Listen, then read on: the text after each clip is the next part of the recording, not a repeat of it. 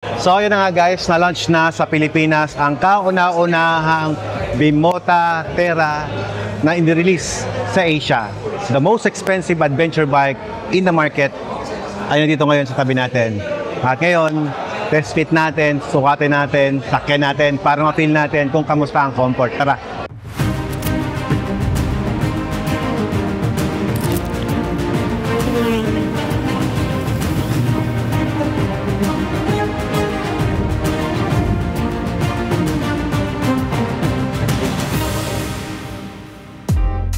Yon, magandang tubig po sa inyong lahat. At ngayong araw ay pupunta tayo ngayon sa Greenland. Kaya samahan nyo kami ni Ella sa ating adventure sa Greenland. Libutin natin ang mundo. Let's go! At syempre, before anything else, niready natin ang lahat ng ating kagamitan bago tayo pumunta doon. Pero syempre, niready rin natin ang ating kumpanya. So dito sa opisina ay pinrepair na rin namin ang dapat i-prepare. So dahil medyo matagal-tagal tayong mawawala guys, papamanage muna natin to sa aking panganay. So si ang magmamanage ng Watermax. Kamu nang bahala. Kaya mo na ba? Kaya mo ha. Tuturuan na kita sa demo ng machine, ng yelo at tubig. So ituturo mo na lang sa mga sales natin. So mamaya, turo mo lang. Tapos hayaan mo lumaglag ang yelo para at least ma-video nila. Gumawa ka rin ng video doon about that. Okay? So in anything na kailangan nyo yung tanong, just contact me. Okay? Magpapagpag lang muna kami ng aming stress. Stress ba ako? Hindi naman ako stress. Happy nga ako sa ginagawa ko eh. So hindi rin kasi biro ang basta alis ka ng bansa. Kailangan bilang negosyante, kailangan i-prepare lahat ang gamit at ikarga na natin dito. Ate Flor, pasuyin na lang ako, patawag ang guard, ikarga nyo. Gagamitin natin si Bordagol sa ating biyahe. Dalawa lang kami ni Ella. Itong mga nakarang araw, puro dito tayo nagtrabaho. So itur ko na rin kayo para at least makita nyo. Sa dekalidad, silip lang tayo guys. Pare, kamusta? Silip tayo sa dekalidad kung kamusta naman. Ayan, so busy ang mga dekalidad clothing team. Ayan, ganda nito ah. Ganda niyan ah. Gawan mo nga ako ng ganyan. Yung Alfred Watermax na may motor na ganyan. Yung ako mismo, yung nandyan. Ewan ko lang kung may picture ako na ganun. Pasyal din tayo dun sa production area. So ito naman guys yung ating manufacturing area.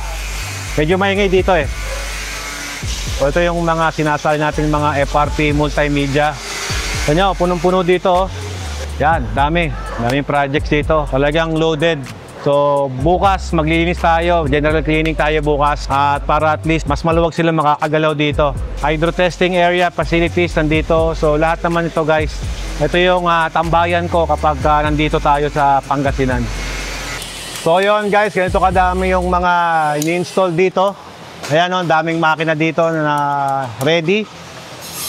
So far, loaded ang ating schedule for delivery. Papakita ko din sa inyo yung klase ng filtration na ginagamit namin. Kita nyo, nakakita na ba kayo ng ganyan? Ayan, active media filters yan guys. Hindi yan basta-basta filters lang na kung ano nakikita nyo sa mga water equivalents. Yon, what's up guys? Nandito tayo ngayon sa isang napaka-espesyal na event, The Ultimate Adventure in collaboration with the Euromonkeys at Wiltec. At dito mismo gaganapin ang unveiling ng bagong Bimota Tessie H2 Terra. Ang pinakamahal at pinakaastig na adventure bike sa market ngayon. Siyempre, hindi lang bike ang makikita natin dito, kundi pati na rin ang mga kaibigan at kakilala natin na pare-pareho ang ating hilig pagdating sa ride at adventure. Kaya tara, samahan niyo ako at silipin natin ang nangyari sa event na ito. Boss BJ. Hi, Alfred. Hello po. Ella po, Ella. Boss Jody. Hi, Boss Jody. Si Boss Alas. Boss Jody. Pwede ba kitang ilabas sa page ko? Ayan no.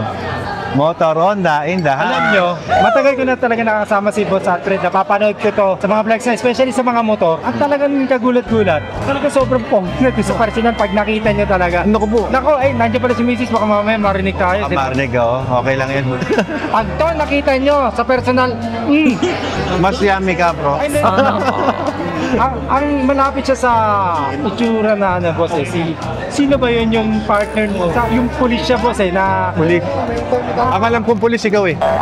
Ikaw yung pinapanood kong pulis eh. Masaya, Maladindong ang dati. Ayun, ako, Maladindong. Sana nga. Sana boss, makapasya ako misa sa... Oh, welcome. Welcome kayo doon. i-vlog yung mga collections. Sure. Pero yun, matanong ko lang Boss Alfred, yung ngayon, sinong for sale na ngayon? Or hindi naman na? No, it's not for sale. Ang binebenta ko yung mga dirt bikes ko lang, yung mga pangkarera ko. Kasi former motocross rider ako. Talaga? Gusto ko yung yung umuusok na dituti pa rin. Na Oo, yun. Oo. Hindi ganun ka rin. Wala akong Kawasaki ngayon, pero KTM ang meron.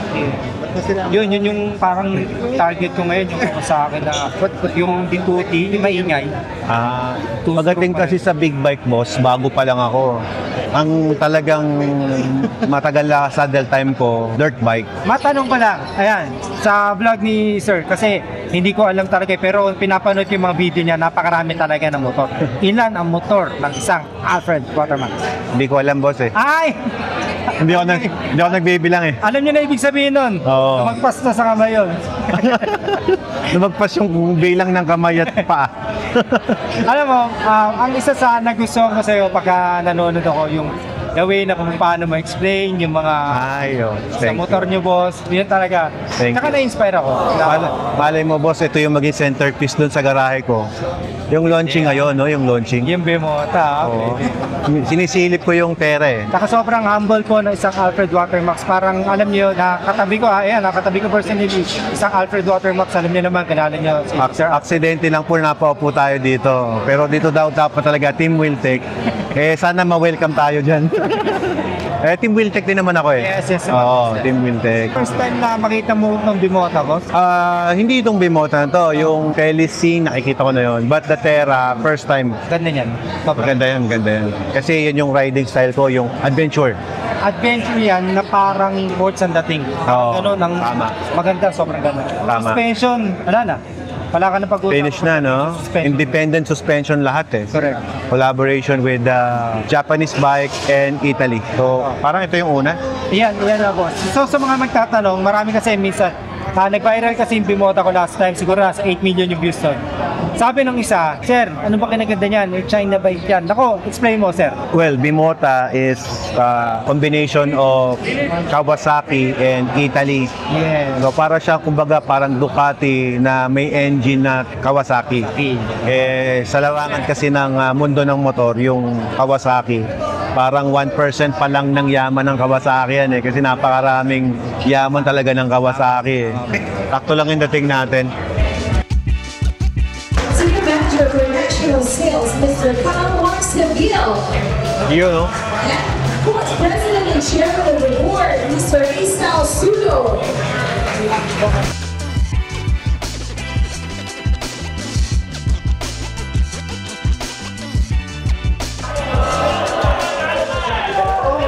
Bato, beep! Sayang na, sayang na.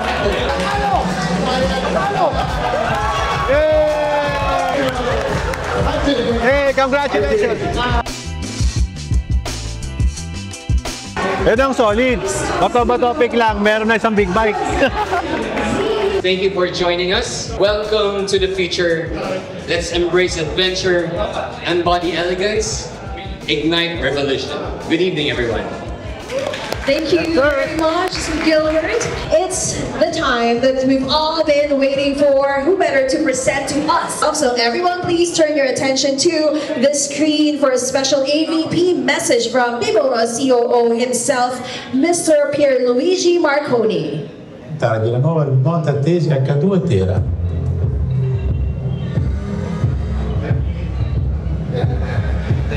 Marconi. Dovremmo solo risolvere i problemi della stessata. Pogi. La cosa più importante è stato il sistema di sterzo anteriore. Le caratteristiche del Supercharger sono fantastiche in quanto si può utilizzare una moto in un modo veramente semplice. Per cui tutte queste Pwedeng i-trail, oh. uniti alla possibilità. Ang mahal tapos pinabubundok mo lang, no? LSC H2 Bemota.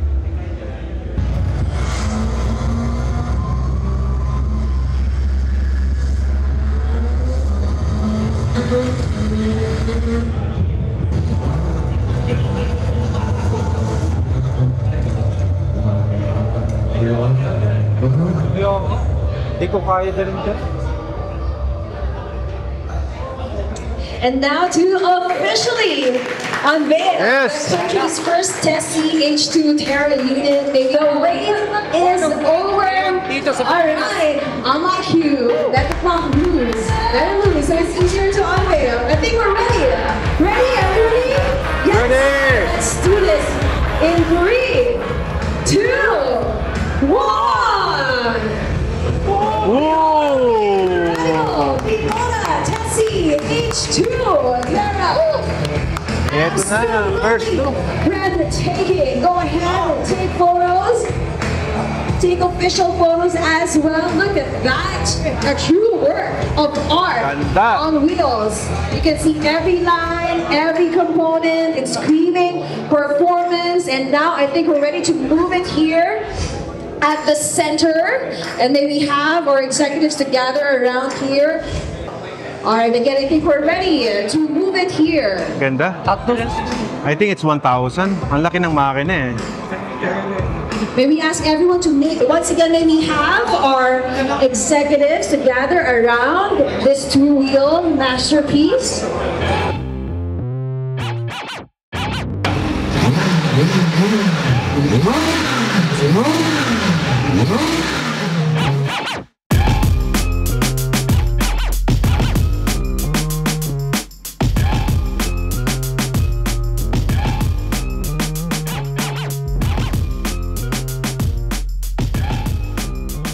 Yun, after releasing, kain na naman. Ako, konti lamang. Konting bread lang po. You can get. Wala ako ng bread ko. Thank you, boss. The best ka talaga. That's enough. Thank you. So, ayan na nga guys, at na-witness natin ang history at ang kakaibang pangyayari ngayong gabi dahil ngayon po ay talagang epic itong nangyari ito dahil unang-unang motorsiklo na Bimota Terra ang nirelease dito sa atin sa buong Asia. First time in the Philippines po. Tayo po ang nauna na magkaroon. And naging posible yan because of the Wiltec Group of Companies and Euromonkeys. Yan. So, maraming salamat for inviting us at nasaksihan namin ang very historical na pangyayari na ito. So, I was impressed doon sa motor na supercharged. Maganda po. At balita ko, this is the most expensive adventure bike sa market. So, kung gusto nyo makita guys, punta lang po kayo sa, I don't know kung saan i-display to. Maybe, sigurado sa store ng Wiltec. I don't know kung saan nila di-display yan. But kapag nakita nyo sa una, talagang it's wow. So, yun na nga guys, na-launch na sa Pilipinas ang kauna-unahang Bimota Terra na in-release sa Asia. The most expensive adventure bike in the market ay nandito ngayon sa tabi natin. At ngayon, test fit natin, sukatin natin, sakyan natin para ma-feel natin kung kamusta ang comfort. Tara! Okay, sa feeling na pag sinakyan mo siya, it's a little bit slimmer compare sa mga bikes na gamit natin. Parang magaan. Salamat, nabigyan tayo ng opportunity sa pinakauna-unahang Bimota Terra na dumating sa Pilipinas. Ganda, napaka-pogi. Siyempre, pagdating sa presyo, sigurado, pogi din yun. So, contact lang kayo sa Wiltec sa mga gustong mag-orders nito. I'm sure magiging available dito sa market and I think konti lang ipaparating nila kasi medyo mahal ang puhunan. Napaka-premium. The first collaboration of Italian and Japanese bike na naka-supercharged. Yan, no? The engine of Kawasaki supercharged but the body is Italiano mga pre. This is aluminum. This one, aluminum yan, no?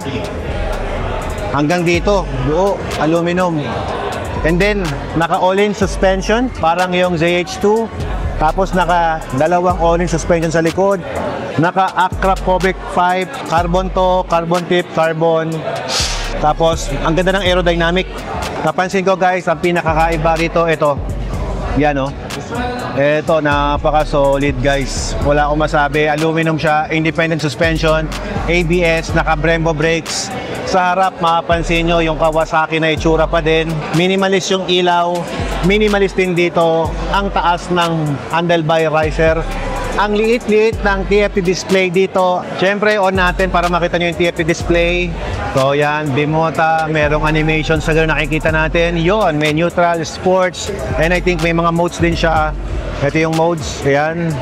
Sports, ayan, may lean angle, max lean. Ayan, lumalabas naman dito kung ano yung mga modes na yan. Dito yung start buttons niya. Napansin nyo guys, napaka-simple yung kanyang mga brakes. Naka-decent brakes. Tapos ito yung passing light niya. So pakita natin yung passing light doon. Ayun. So napaka-simple ng design niya. Parang ngayon pa rin yung side mirror ng Kawasaki ZH2.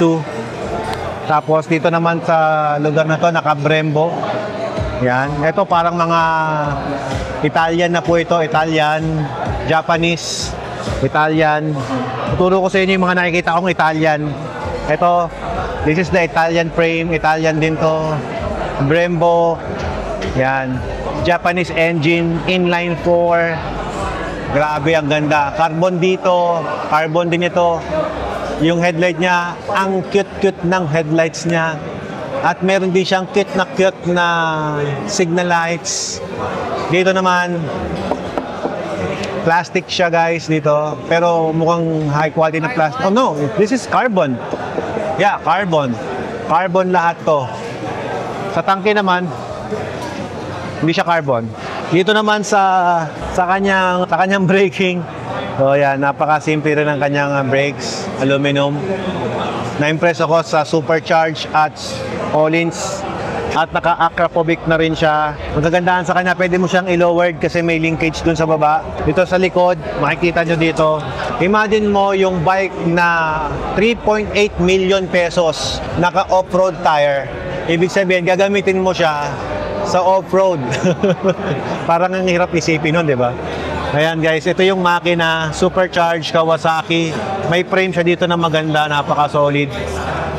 Ito, ganda, solid ng itsura. Naka-protected na rin siya dito, independent yung kanyang mga suspension mula dito hanggang dito, hanggang dito. Yes, tama yung sinabi mo. It's the same with the Italjet, yung design. Kaya nga Italiano and Japanese. When the Italy and Japanese collide. Di ba? Ang ganda, kasi very iconic. Kakaiba. Maganda. Parang for me, it's a bike na pang centerpiece. Yan. How can I get one? Sold out. I wanna get one pero wala tayong chance magkaroon dahil sold out. This is the only one in the market. Italy? Gusto mo makakita ng Italy? Ito. Yan. Italy seats. Italy color. Why are you laughing? Italjet no? Picture mo ako, mami, dito. Just change this. Really nice. Very nice. Oh, we'll take.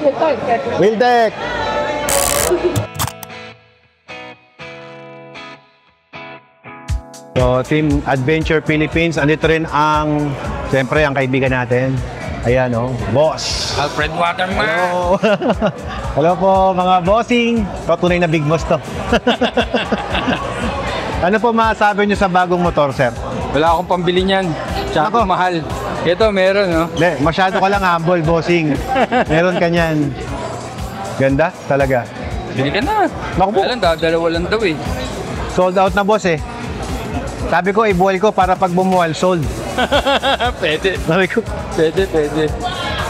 ayun may susi Parang mas makatotohanan yun, boss. Isa pa nga picturean mo nga ako ng ganun. Yun yung susi.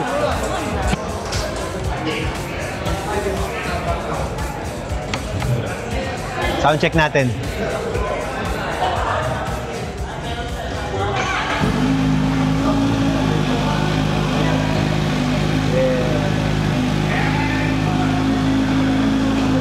Hi. Woo! Pagka meron po kayo niyan, i-off-road nyo po ba? Oo naman. Kasi tinan niyo po off-road, Oo. No, para doon talaga eh. Bakit hindi, di ba?